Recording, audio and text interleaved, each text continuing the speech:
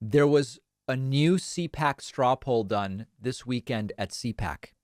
And although Donald Trump is still leading the 2024 presidential straw poll, Ron DeSantis is polling higher than ever before, 28%, and Trump is furious. So we want to kind of consider this story in the right context. Trump is still winning the straw poll, but the margin by which he is winning it for the 2024 Republican primary is as small as it has ever been.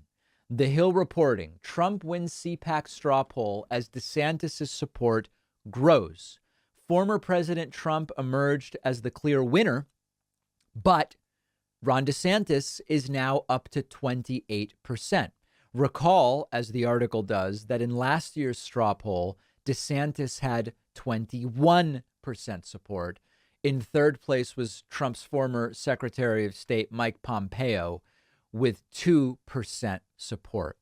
So Trump has been furious about what's going on with DeSantis for a long time now. You might remember that in November, I reported to you Trump's ire grows as DeSantis's popularity with Republicans takes off. And at that point, DeSantis was only polling between 10 and 20 for the 2024 Republican primary, depending which poll you looked at.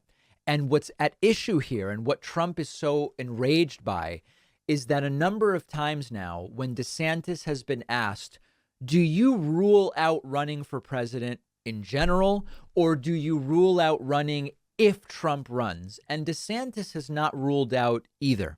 And why would he? When you're polling 28% and it's years from the election and you haven't even really talked about running, you genuinely have a good shot at being the Republican nominee. DeSantis would be crazy if he has any even possibility of ambitions to be the Republican nominee in 2024. DeSantis would be crazy to rule it out. So, of course, he hasn't. And Trump's furious. Since then, Trump has gone at DeSantis, and DeSantis has also gone after Trump, saying things like, for example, DeSantis, I don't know that I should have aligned myself so closely with Trump early in the pandemic. Might have not been the right decision. Trump going back at DeSantis, the order doesn't matter, but going at each other, saying, he's ungrateful and he didn't really even do that great of a job with the pandemic or whatever the case may be. And one great way to trigger Donald Trump is to not be 100% subservient in every single way. And Ron DeSantis, I've said before, I believe Ron DeSantis is sort of like a more dangerous version of Donald Trump in the sense that it's the same wacky right-wing ism, completely disconnected from reality, facts, empiricism, etc. But DeSantis is slightly less cartoonish than Trump. He's still a cartoon. I mean, compared to, old school Republicans, DeSantis is still a total cartoon, but he is more competent. He's less obviously clueless, and he might be more able to actually get things done in the sort of Trumpian vein. And that makes him a very dangerous guy. So the prospects for the country are, of course, concerning in the sense that when a governor with endless unnecessary COVID deaths is seeing his popularity take off, that should raise a red flag for all of us. At the same time, we saw 70 million people vote for the completely moronic Donald Trump, who has even more deaths than that on his hands with his sheer incompetence on the pandemic. And so it's been a serious problem for a while. I do think that one of the best possible scenarios for the left and for the Democratic Party, because the left and the Democratic Party are really not indicating to me that they have any ability to seriously win an election unless someone really helps them out.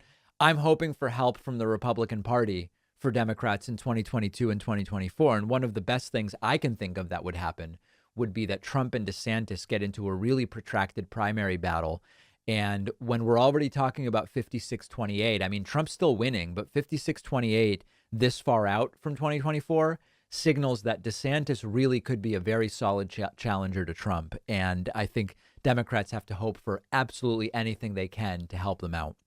What will ultimately happen, I think we won't know until after the 2022 midterms. And this is, again, why I continue telling you guys, in some way, Trump seems determined to run in 2024. Even at the CPAC speech over the weekend, Trump said in the clearest terms we've heard so far, we did it twice and we're going to do it again in November of 2024. I have not heard Trump more clearly and forcefully say, I plan to run than that. At the same time, I do believe that if the Trumpian wing and Trump's endorsees get crushed in November, I think Michael Cohen is right. Remember, when I spoke to Michael Cohen said he doesn't think Trump will run because Trump can't stand losing again. And of course, the question is, will Trump believe that he can win? Or will Trump come to realize that he's destined to lose? And on that basis, what will he decide? In the immediate, the best thing we can do is minimize losses in November, maximize wins if there are wins to be had, and foment this split between DeSantis and Trump, because we have very little else to be shooting for right now. I wish it were different, but that is the reality. Make sure you're following us on Instagram at David Pakman Show. After this short break, I will deliver the State of the Show address. And tonight I'll be live with Joe Biden's State of the Union address on YouTube, Twitch, and Facebook. And I hope you'll join me for that.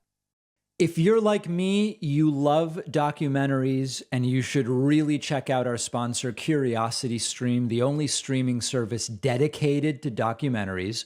CuriosityStream has a better selection of documentaries than Netflix, Hulu, and Amazon. They always have the newest and most critically acclaimed titles, including a bunch of stuff I can't find anywhere else. I just finished watching Fiddlin'. It's about bluegrass. I know so little about bluegrass. It's pretty fascinating. And I watched a documentary about it, Fiddlin'. I've been using CuriosityStream for over a year. I always have it going on my TV in the evenings. You really can't run out of the amazing content, constantly adding new stuff. If you want to deep dive into a thought-provoking new topic, they have documentaries. If you just want to unwind and turn your brain off, they have documentaries there as well. Right now, CuriosityStream is giving my audience 25% off. That comes out to just $14.99 a year. That's just $1.25 a month. Go to curiositystream.com/Pakman. The link is down below.